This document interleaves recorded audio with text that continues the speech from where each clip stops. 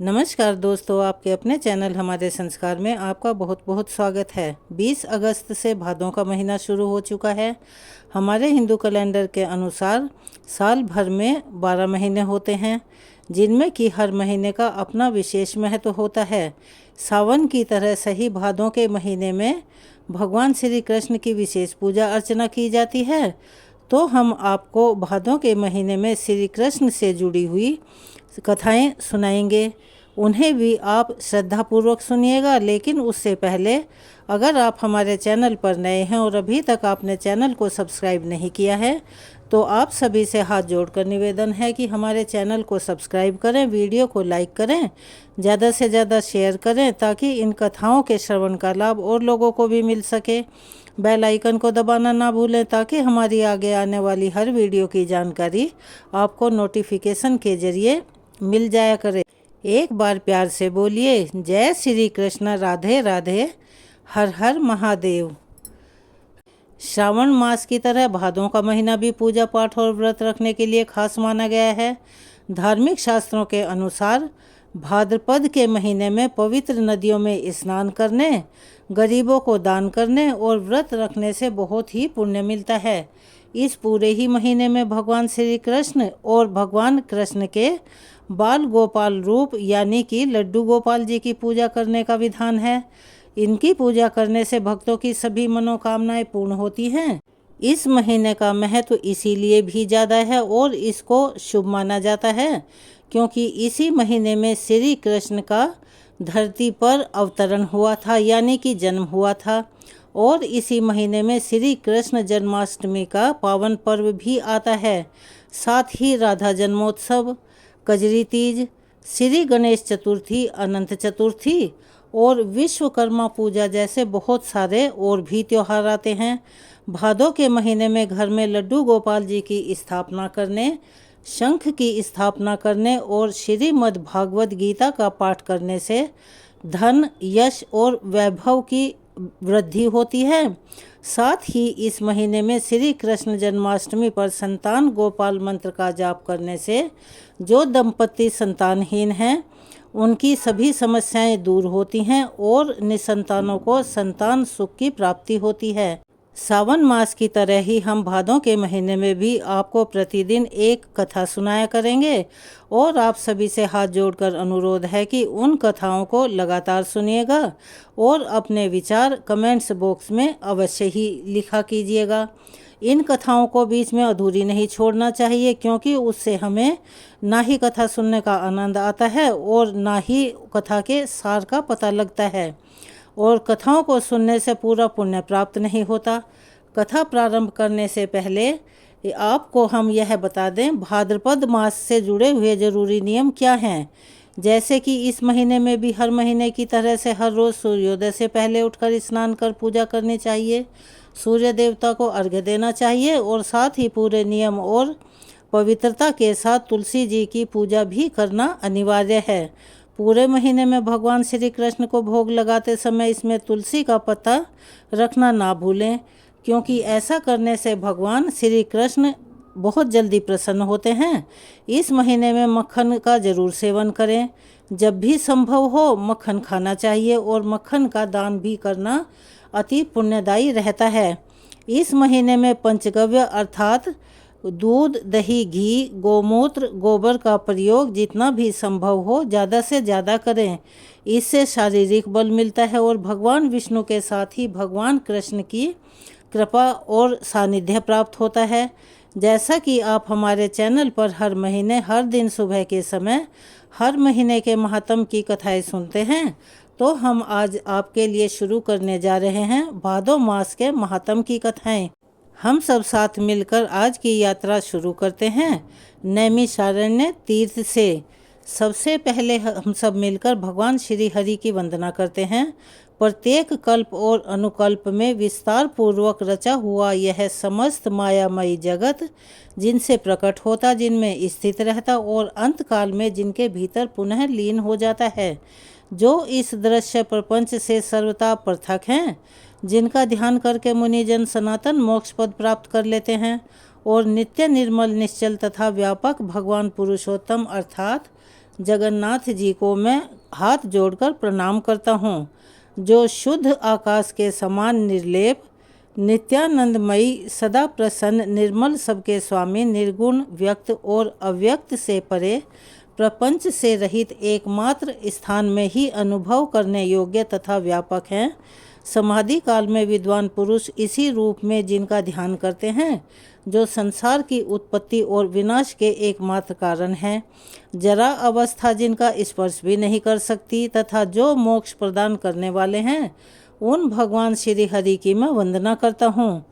पूर्व काल की बात है, परम पुण्यमयी पवित्र नैमिषारण्य क्षेत्र बड़ा ही मनोहर लगता था। वहाँ बहुत सारे मुनि इकट्ठा हुए थे। तरह तरह के पुष्प उस स्थान को शोभायमान कर रहे थे। पीपल, पारिजात, चंदन, गुलाब तथा चंपा आदि अन्य बहुत सारे वृक्ष उस जगह की शोभा बढ़ा रहे थे। तरह तरह के पक्षी, तरह तरह के मृगों के झुंड, अनेक पवित्र जलाशय, बहुत सारी बावड़ियाँ उस वन को और भी सुशोभित कर रही थी। ब्राह्मण, क्षत्रिय, वैश्य, शूद्र तथा अन्य जातियों के लोग भी वहाँ पर उपस्थित थे। ब्रह्मचारी, गृहस्थ, वानप्रस्थ, सन्यासी सभी वहाँ जुटे हुए थे। झुंड की झुंड गौवें भी उस वन की शोभा को बढ़ा रही थी। नैमिषारण्य निवासी मुनियों का 12 वार्षिक अर्थात 12 वर्षों तक चालू रहने वाला यज्ञ आरंभ जो था, जौ, चना, गेहूँ, उड़द, मूंग और तिल आदि पवित्र अन्नों से यज्ञ मंडप सुशोभित था। वहाँ होम कुंड में अग्निदेव प्रज्वलित हो रहे थे और आहुतियाँ दी जा रही थी। उसी महायज्ञ में सम्मिलित होने के लिए बहुत से मुनि और ब्राह्मण अन्य स्थानों से वहाँ पधारे हुए थे। स्थानीय महर्षियों ने उन सभी का यथा योग्य आदर सत्कार किया। ऋतुविजों सहित वे सब लोग जब आराम से अपने अपने आसन पर बैठ गए, तब परम बुद्धिमान लोमहर्षण सूत जी महाराज वहाँ पधारे। उन्हें देखकर सभी मुनिवर को बड़ी प्रसन्नता हुई। सबने खड़े होकर उनका आदर सत्कार किया। सूत जी ने भी बराबर सबके प्रति आदर भाव को प्रकट किया और फिर एक श्रेष्ठ आसन पर विराजमान हो गए। उस समय सब ब्राह्मण सूत जी के साथ वार्तालाप करने लगे।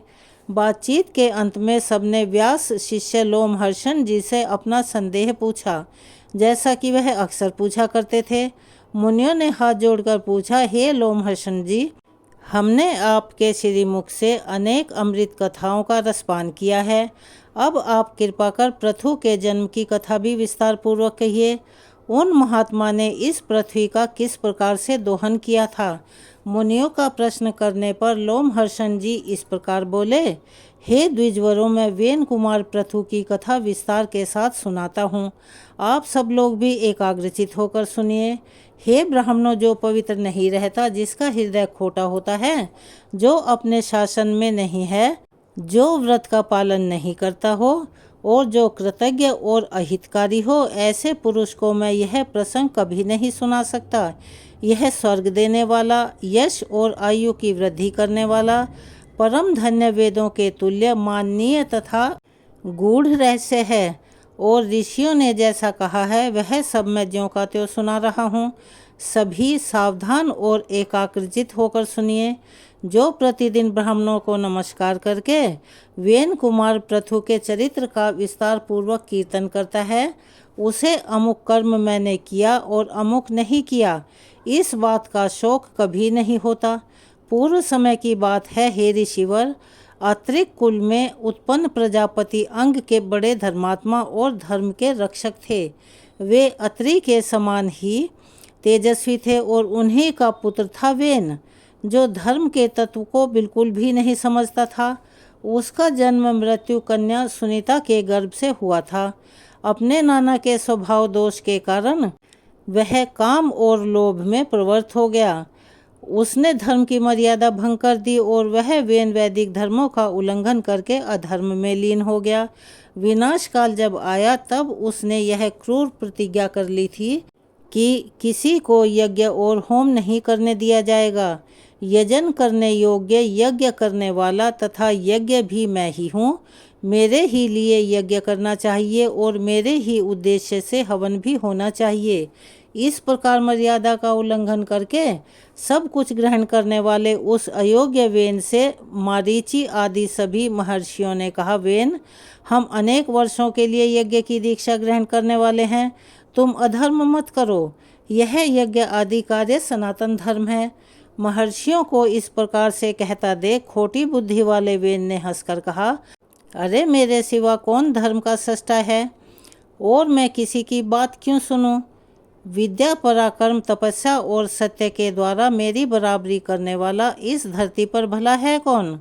मैं ही संपूर्ण प्राणियों की और विशेषतः सभी धर्मों की उत्पत्ति का कारण हूँ। तुम सब लोग मूर्ख और अचेत हो, इसीलिए मुझे नहीं जानते। अगर मैं चाहूँ इस पृथ्वी को भस्म कर दूँ, जल में बहा दूँ या भूलोक और देवलोक को भी रौंद डालूँ, इसमें तनिक भी अन्यथा विचार करने की आवश्यकता नहीं है। जब महर्षि गण वेन को मोह और अंधकार से किसी तरह से भी हटा नहीं सके, तब उन्हें उस पर बड़ा क्रोध आया। उन महात्माओं ने महाबली वेन को पकड़कर बांध लिया। उस समय वह बहुत उछल कूद मचा रहा था। महर्षि क्रोधित तो थे ही, वे वेन की बाईं भुजा का मंथन करने लगे। इससे एक काले रंग का पुरुष उत्पन्न हुआ जो बहुत ही नाटा था। वह भयभीत होकर हाथ जोड़कर खड़ा हो गया। उसे व्याकुल देखकर अत्रि ऋषि ने कहा, निषिद्ध अर्थात बैठ जा। इससे वह निषाद वंश का प्रवर्तक हुआ और वेन के पाप से उत्पन्न हुए धीवर की सृष्टि करने लगा। इसके बाद महात्माओं ने पुनः अग्नि की तरह वेन की दाहिनी भुजा का मंथन किया। उससे अग्नि के समान महान तेजस्वी पृथु का प्रादुर्भाव हुआ। वे भयानक टंकार करने वाले अजगव नामक धनुष, दिव्य बाण तथा रक्षा के लिए कवच धारण किए हुए प्रकट हुए। उनके उत्पन्न होने पर समस्त प्राणी बड़े खुश हुए और चारों ओर से वहां एकत्रित होने लगे। वेन स्वर्गगामी हो गया, अर्थात वह स्वर्ग को चला गया। महात्मा पृथु जैसे सत्यपुत्र ने उत्पन्न होकर वेन को पुम नामक नरक से मुक्ति दिला दी। उनका अभिषेक करने के लिए समुद्र और सभी नदियां रत्न और जल लेकर स्वयं ही उपस्थित हो गई। अंगिरस देवताओं के साथ भगवान ब्रह्मा जी तथा समस्त चराचर भूतों ने वहां आकर राजा पृथु का राज्याभिषेक किया। उन महाराज ने सभी प्रजा का मनोरंजन किया। उनके पिता ने प्रजा को बहुत दुख दिया था, लेकिन राजा पृथु ने उन सबको प्रसन्न कर लिया। प्रजा का मनोरंजन करने के कारण ही उनका नाम राजा हुआ। जब वे समुद्र की यात्रा करते तब उसका जल स्थिर हो जाता था। पर्वत उन्हें जाने के लिए स्वयं ही मार्ग दे दिया करते और उनके रथ की ध्वजा कभी भी भंग नहीं हुई। उनके राज्य में पृथ्वी बिना जोते बोए ही अन्न पैदा करती थी। राजा का चिंतन करने मात्र से अन्न सिद्ध हो जाता था। सभी गौवें कामधेनु बन गई थी और पत्तों के दाने दाने से मधु बहता रहता था। उस समय राजा पृथु ने ब्रह्मा जी से संबंध रखने वाला एक यज्ञ किया, जिसे पैतामह कहते हैं। उसमें सोमविश्वक के दिन सूति अर्थात सोमरस निकालने की भूमि से परम बुद्धिमान सूत जी की उत्पत्ति हुई। उसी महायज्ञ में विद्वान मागध का भी प्रादुर्भाव हुआ। उन दोनों को महर्षि ने पृथु की स्तुति करने के लिए बुलाया और कहा कि तुम लोग इन महाराज की स्तुति करो। यह कार्य तुम्हारे अनुरूप है और यह महाराज भी इसके योग्य पात्र हैं। यह सुनकर सूत और मागध ने उन महर्षि से कहा, हम अपने कर्मों से देवताओं और ऋषियों को प्रसन्न करते हैं। इन महाराज का नाम तो कर्म, लक्षण और यश हमें कुछ भी पता नहीं है, जिससे हम इन तेजस्वी राजा की स्तुति कर सकें। तब ऋषियों ने कहा, भविष्य में होने वाले गुणों का उल्लेख करते हुए स्तुति करो। उन्होंने वैसा ही किया। उन्होंने जो जो कर्म बताए उन्हीं को महाबली पृथु ने पीछे से पूर्ण किया। तभी से लोकों में सूत, मागध और बंदी जनों के द्वारा आशीर्वाद दिलाने की परिपाटी अर्थात परंपरा चल पड़ी। वे दोनों जब स्तुति कर चुके तब महाराज पृथु ने अत्यंत प्रसन्न होकर अनूप देश का राज्य सूत जी को और मगध का मागध को दे दिया। पृथु को देखकर अत्यंत प्रसन्न हुई प्रजा ने महर्षि से कहा, यह महाराज तुम्हें जीविका प्रदान करने वाले होंगे। यह सुनकर सारी प्रजा महात्मा राजा पृथु की ओर दौड़ पड़ी और बोली, आप हमारे लिए जीविका का प्रबंध कर दें महाराज। जब प्रजा ने उन्हें इस प्रकार घेरा तब वे उनका हित करने की इच्छा से धनुष बाण हाथ में लेकर पृथ्वी की ओर दौड़े और पृथ्वी उनके भय से थर्रा उठी और गौ का रूप धारण करके भागने लगी। तब राजा पृथु ने भी धनुष बाण लेकर भागते हुए पृथ्वी का पीछा किया और पृथ्वी उनके भय से ब्रह्मलोक आदि अनेक लोकों में गई, लेकिन सब जगह उसने धनुष लिए हुए पृथु को ही अपने आगे देखा। अग्नि के समान प्रज्वलित तीखे बाणों के कारण उनका तेज और भी उद्दीप्तमान दिखाई दे रहा था। उस समय कोई भी देवतागण पृथ्वी की रक्षा करने में सहायक नहीं हो सका। जब और कहीं रक्षा नहीं हो सकी तब तीनों लोकों में पूजनीय पृथ्वी हाथ जोड़कर फिर महाराज पृथु की ही शरण में आ गई और इस प्रकार बोली, हे राजन, सब लोग मेरे ही ऊपर स्थित हैं, मैं ही इस जगत को धारण करती हूँ। अगर मेरा नाश हो जाएगा तब तो हे राजन यह समस्त प्रजा भी नष्ट हो जाएगी। इस बात को तुम अच्छी तरह से समझ लेना और अगर तुम प्रजा का कल्याण चाहते हो तो मेरा वध मत करो। मैं जो बात कहती हूँ उसे सुनो। ठीक उपाय से आरंभ किए हुए कार्य सिद्ध हो जाते हैं। तुम उस उपाय पर ही नजर डालो जिससे इस प्रजा को तुम जीवित रख सकोगे। मेरी हत्या करके भी तुम प्रजा के पालन पोषण में कभी समर्थ नहीं हो पाओगे। तुम क्रोध को त्याग दो, तब मैं तुम्हारी अनुकूल हो जाऊंगी। त्रियज्ञ अग्नि में भी स्त्री को अवध बताया गया है। अगर यह बात सत्य है तो तुम्हें धर्म का त्याग कभी नहीं करना चाहिए। पृथ्वी की बात सुनकर राजा पृथु कहने लगे, भद्रे, जो अपने या पराये किसी एक के लिए बहुत से प्राणियों का वध करता है तो उसे अनंत पाप लगता है, लेकिन जिस अशुभ व्यक्ति का वध करने से बहुत सारे लोग सुखी हो सकते हों उसको मारने से पातक या उपातक कुछ भी नहीं लगता। इसीलिए वसुंधरे, मैं प्रजा के कल्याण करने के लिए तुम्हारा वध तो अवश्य करूँगा। अगर तुम मेरी बात नहीं मानोगी और मेरे कहने से आज संसार का कल्याण नहीं करोगी तो अपने बाण से मैं तुम्हारा सर्वनाश कर दूंगा और तब मैं अपने आप को ही पृथ्वी के रूप में प्रकट करके खुद अपनी प्रजा को धारण करूंगा। इसीलिए तुम मेरी आज्ञा मानकर समस्त प्रजा के जीवन की रक्षा करो, क्योंकि तुम सबके धारण करने में समर्थ हो। इस समय तुम मेरी पुत्री बन जाओ, तभी मैं इस भयंकर बाण को जो तुम्हारा वध करने के लिए तत्पर हो रहा है रोक सकता हूँ।